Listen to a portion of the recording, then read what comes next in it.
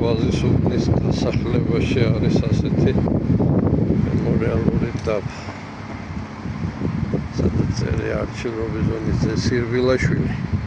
მიდგორის ბატალიონის მებრძოლი დაიბადა 1969 წლის 3 დეკემბერს. დაიღუპა 1992 წლის 2 ოქტომბერს. გაგრის დაცვის დროს მინიჭებული აქვს ვახტანგ გორგასლის პირველი ხარისხის ორდენი. დიდება უფალს, დიდება ჩვენ გმირებს. მარადიული ხსონა იყოს ამ ბიჭების. ვინც სამშობლოსთვის თავი დასდო. ღმერთო დიდება შესახავს. ასეთი მემორიალური დაფა, ვინც არ იცით, შეგიძლიათ ამოვზადეთ.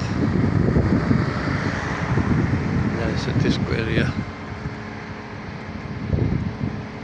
არჩილის სახელზე გაკეთებული.